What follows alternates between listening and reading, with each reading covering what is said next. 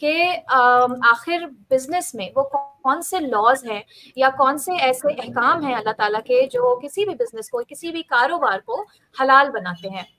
یہاں سے بات شروع کرتے ہیں. ہاں فریال، جیسے کہ ہم مسلمان ہیں اور اللہ تعالیٰ نے ہمیں بہترین کتاب جو دی ہے قرآن مجید، اس میں زندگی کے تمام معاملات کی جو مسائل کا حل موجود ہے.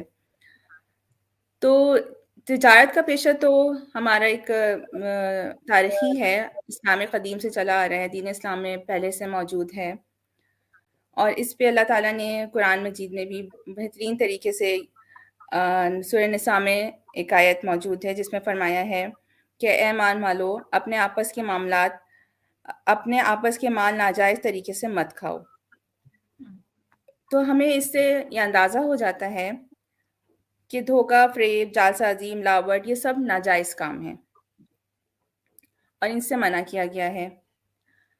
لین دین کا معاملہ باہمی طریقے سے اگر ہو بھی رہا ہے تو اس میں جو ہمارے پاس پروڈکٹ ہونی چاہیے وہ حلال ہونی چاہیے. اگر پروڈکٹ حلال نہیں ہوگی اور رضامندی ہے دو بزنس پارٹنر کی تو وہ کام حرام ہی ہوگا. اس کو ہم اس طرح سے بھی دیکھ سکتے ہیں کہ زندگی کے جو ہم کہتے ہیں کہ حلال اور حرام میں فرق ہم اس طرح سے خارج کر رہے ہوتے ہیں کہ صرف جو ربا، سود اور خنزیر وغیرہ ان کو ہم حرام سمجھ رہے ہوتے ہیں. لیکن حرام خالی یہ ساری چیزیں نہیں ہیں. حرام تو آپ کی اگر نیت ہی میں کھوٹ ہوگا، کیونکہ ہمارے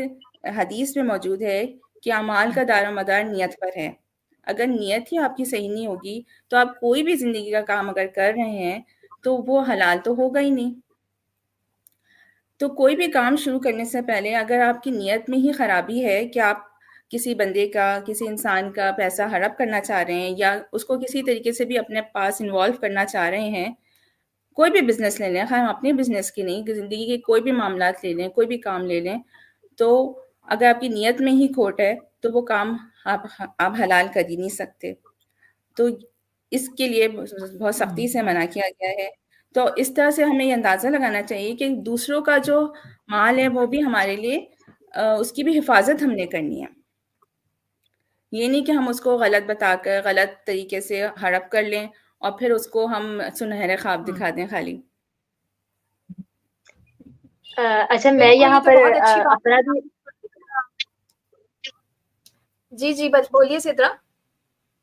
میں یہاں پر اپنا بھی پوائنٹ آف ویو دینا چاہوں گی کہ دیکھیں اسلام ہمیں درس دیتا ہے کہ آپ نے جھوٹ نہیں بولنا، آپ نے کسی کو دھوکہ نہیں دینا. تو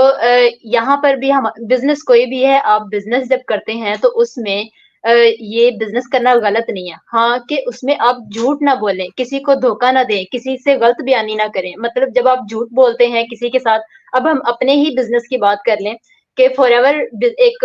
بزنس ہے، تو جب یہاں پر آپ کسی سے جھوٹ بول کر کسی کو لے کر آئیں گے، ایک چھوٹا سا میں بتا دیتی ہوں کہ جیسے میرے سننے میں جو باتیں آتی ہیں کہ بھئی آپ جلدی سے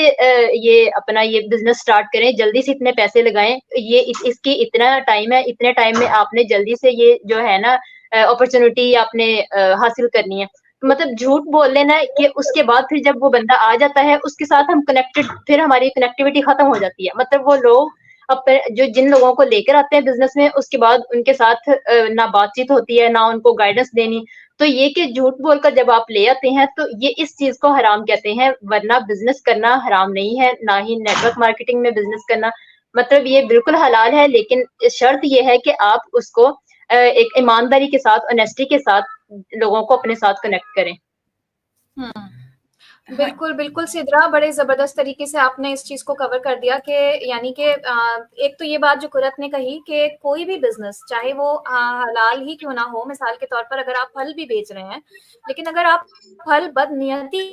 کے ساتھ بیچ رہے ہیں، جھوٹ بول کے بیچ رہے ہیں، ناقص مال کسی کو بیچ رہے ہیں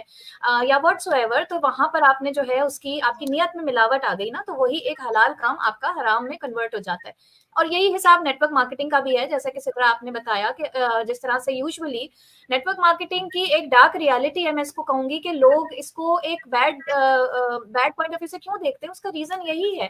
یہی جو ہائپ کریٹ کرنے والے لوگ ہیں، جو لوگوں کو ٹریپ میں پھنساتے ہیں، ان سے جھوٹ بولا جاتا ہے، ان کی پروڈکٹ ٹائم پہ نہیں پہنچائی جاتی، ان کا پیسہ کھا لیا جاتا ہے، وغیرہ وغیرہ.